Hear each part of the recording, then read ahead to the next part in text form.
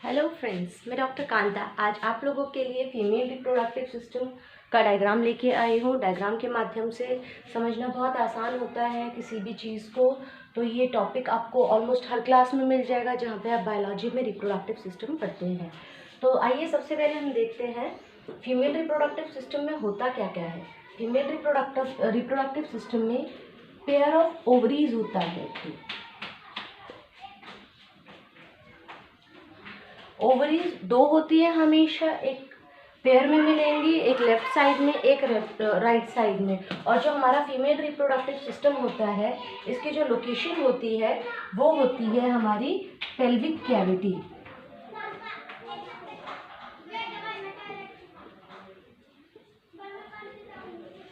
पेट से नीचे का हिस्सा जो है और जांघों से ऊपर का जो हिस्सा है, थाई से ऊपर का एरिया, उसको हम पेल्विक रीजन बोलेंगे, पेल्विक कैविटी बोलेंगे।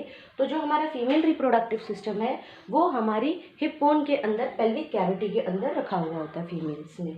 ठीक है, तो जो पहली चीज़ इसमें आप सबसे पहले नोटिस करते हो वो होता है pair of ovaries. Pair of ovaries दोनों साइड में एक एक मिलेगा, एक लेफ्ट में एक राइट में। सेकेंड चीज आप देखेंगे तो आपको मिलता है a pair of fallopian tubes. ये जो हिस्सा है ये इसको बोलते हैं फेलोपियन ट्यूब्स। तो पेयर ऑफ फेलोपियन ट्यूब्स। कुछ बुक्स में इसको ओविडक्ट भी लिखा हुआ मिलेगा। इनका काम क्या होता है?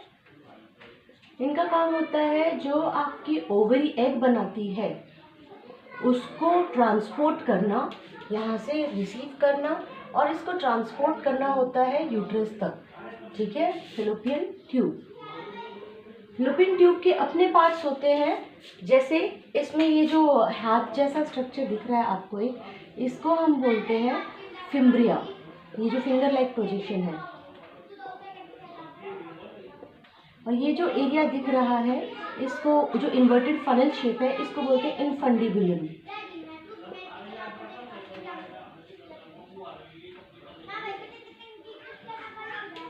इसके बाद आपका एक थोड़ा ब्रॉड सा एरिया आता है जिसको हम बोलते हैं एम्प्यूला।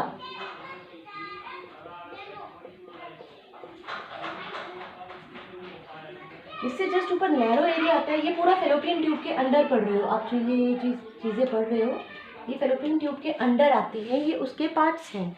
ठीक है, तो एम्प्यूला के बाद थोड़ा नैरो सा एरिया आ जाता है जिसका हमने नाम होता है इस्थमस। ये सब फेलोपियन ट्यूब के पार्ट्स हैं। अब इनकी इम्पोर्टेंस क्या होती है? जब आपकी ओवरी अपने एग्स को बना लेती है, ओवरी एग्स को बना रही है, उस प्रोसेस को क्या बोलेंगे? ओवरी से जब आपके एग्स यानी ओवम बनते हैं,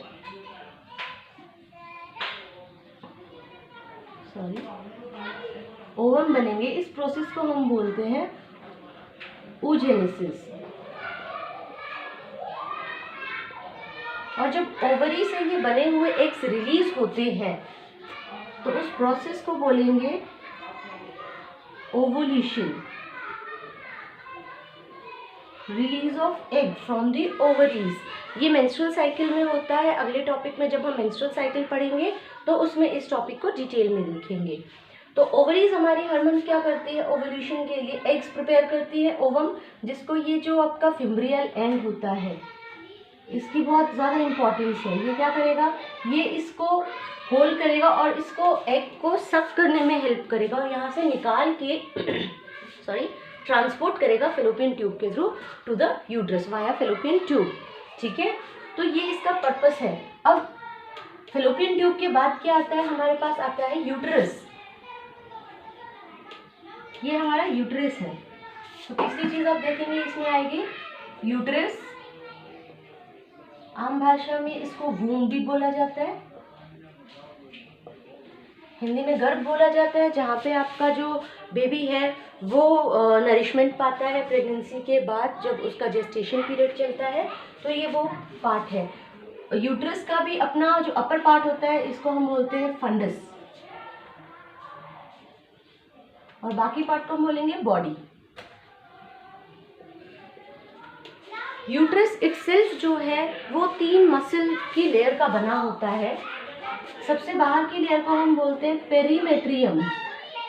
ये जो आउटर मोस्ट लेयर है यूट्रस की, इसका नाम है,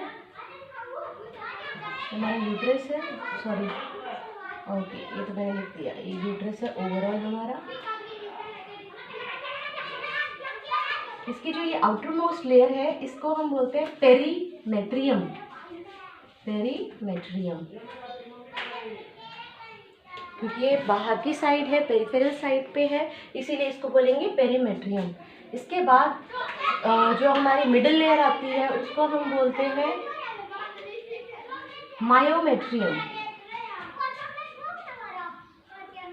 मायोमेट्रियम की अपनी एक इम्पॉर्टेंस होती है ड्यूरिंग प्रेगनेंसी। जो कंट्रैक्शंस बनती हैं, ये मस्कुलर लेयर है क्योंकि वर्ड है मायोमेट्रियम, है ना।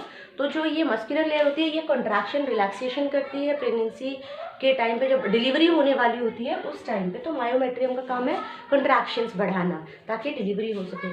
लास्ट हमारी जो इनर मोस्ट लेयर होती है उसका नाम होता है एंडोमेट्रियम। एंडोमेट्रियम। ये तीनों यूट्रस के पार्ट्स है या इसकी लेयर्स है। अब जो हमारी पेरीमेट्रियम है वो ग्लैंडुलर लेयर होती है, ये सिक्रीट करती है जितने भी ग्लैंड्स वगैरह हैं, ये सारी चीज़ें। मायोमेट्रियम का काम है कंट्रैक्शंस बनाना। एंडोमेट्रियम जो होती है ये एक कह सकते हैं परत, एक वॉल सी बनाती है एवरी मंथ आपके, ताकि अगर प्रेगनेंसी हो जाए तो बेबी को इम्प्लांट करने के लिए एक स्पेस मिल जाए। तो एंडोमेट्रियम जो होती है ये हार्मोन्स को भी सेक्रेट करती है, ईस्ट्रोजन प्रोजेस्टेरोन का। इसके अलावा ओवरी भी जो है वो भी हार्मोन सेक्रेट करने में हेल्प करती है, जो हमारी मेंस्ट्रुएशन और प्रेगनेंसी को सपोर्ट करती है। ठीक है, इसके बाद हमारा आ जाता है नेक्स्ट पार्ट, जो ओपनिंग ऑफ यूट्रस है। ये यूट्रस जो होता है इसकी एक ओपनिंग प्रेजेंट होती है लोअर साइड पे, जिसको हम बोलते हैं सर्विक्स। ये हमारी सर्विक्स है। सर्विक्स का मतलब क्या है कि जो ओपनिंग ऑफ यूट्रस है, माउथ ऑफ यूट्रस है, उसको बोला जाएगा सर्विक्स। इसके बाद हमारा जो ये स्पेस दिख रहा है ये सारा क्या है, ये हमारा है बर्थ कैनाल, जो कि सर्विक्स और वेजाइना मिलके बनाता है। तो ये हमारा जो पोर्शन है ये वेजाइना है। तो सर्विक्स प्लस वेजाइना ये दोनों मिलके हमारी बनाती हैं बर्थ कैनाल।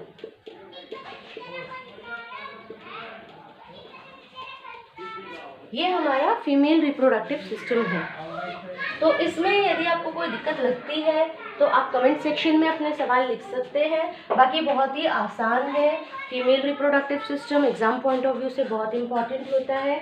इसके अलावा जो आपके इम्पॉर्टेंट प्रोसीजर्स है या जो टॉपिक्स है इसके रिलेशन में, वो अगली वीडियो में आपको ज़रूर मिलेंगे। तो अभी के लिए सिर्फ इतना।